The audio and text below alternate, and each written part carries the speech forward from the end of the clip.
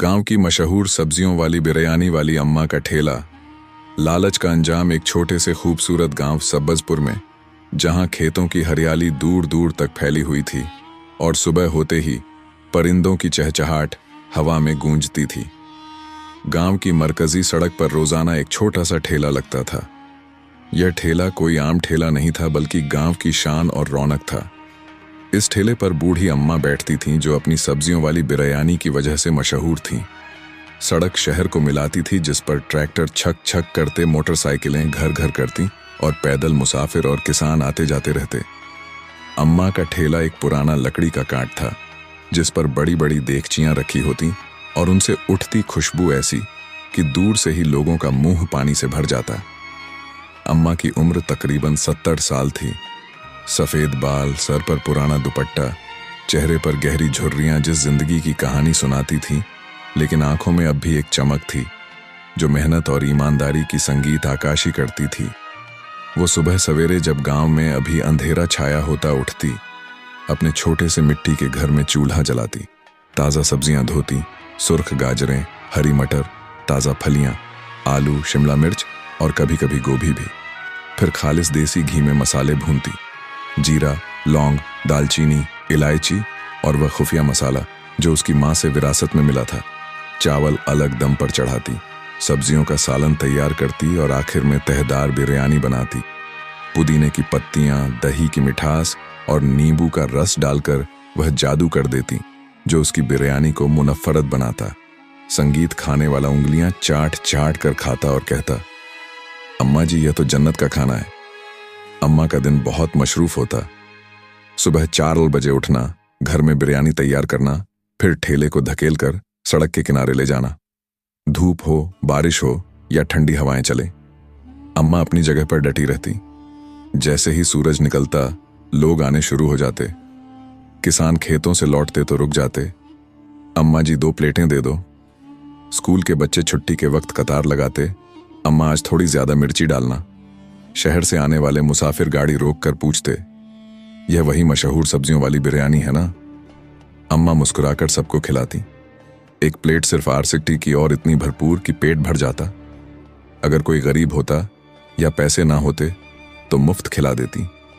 बेटा, अल्लाह देगा, खा लो। वो कहती। गांव वाली उसे माँ की तरह इज्जत देते। उसकी कमाई से गुजर बसर हो जाती। शौहर तो बरसों पहले गुजर गए थे। बेटे शहर में नौकरी करते थे और कभी कभी आते।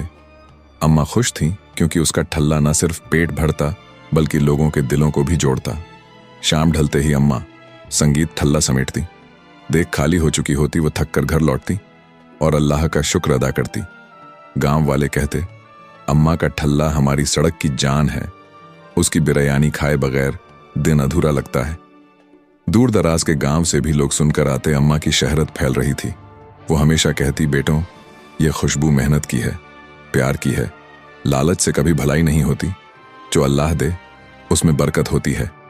एक दिन सड़क पर एक चमकदार बड़ी कार रुकी। उससे एक नौजवान उतरा। महंगे कपड़े, चमकदार जूते, सोने की घड़ी। नाम था रमेश, शहर का एक चालाक ताजिर। उसने अम्मा की बिरयानी खाई और वाह वाह कर उठा। संगीत। अम्मा जी, यह तो शहर के 5 सितारा होटलों से भी लजीज है। यह खुफिया नुस्खा क्या है?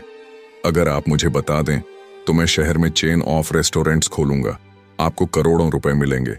सोचे, बड़ा घर, गाड़ी, नौकर चाकर, बुढ़ापे में आराम। अम्मा ने हंसकर टाल दिया। बेटा, यह नुस्खा मेरी माँ का है। यह अमानत है। मेहनत करो, अल्लाह देगा। लेकिन रमेश हार ना माना। वो रोज आने लगा। तारीफों के पुल बांधता, तहाइफ लाता, नए कपड़े, फल, कभी पैसे। अम्मा का दिल डोलने लगा। गरीबी ने थका दिया था। रातों को सोचती, अगर वाकई पैसे मिल जाए तो बेटों, इस संगीत को बुलाऊं, घर बनवाऊं, ठल्ला छोड़कर आराम करूं। यह तो सिर्फ एक नुस्खा है, क्या बुरा है? गांव वालों ने खबरदार किया, अम्मा जी, शहरी लोग चालाक होते हैं, लालच ना करें। लेकिन लालच ने आंखें अंधी कर दी। आखिर एक दिन अम्मा मान गई। रमेश ने कहा, नुस्खा बताएं। 8 लाख का थैला अभी देता हूं। अम्मा ने सब कुछ बता दिया। मसालों का तनासुब, तैयारी का तरीका, तह लगाने का राज। रमेश ने भारी थैला दिया और चला गया। अम्मा घर आई। थैला खोला तो अंदर पुराने कागज, पत्थर और अखबार। रमेश तो ठग था जो गांव गांव घूमकर लोगों को लालच देकर लूटता था। अम्मा रो पड़ी। उसका कीमती राज चला गया। अब बिरयानी पहले जैसी ना बनती। लोग कहते अम्मा जी जायका कुछ कम, संगीत है। ठल्ला खाली रहने लगा। कमाई बंद, गांव वाले अफसोस करते। अम्मा शर्मिंदा थी। दिन गुजरे, उसने दोबारा मेहनत की, नई तरकीबें सोची, लेकिन पहली वाली बात ना आई। अब वो सबको अपनी कहानी सुना दी। बेटो लालच, संगीत ने मुझे तबाह कर दिया।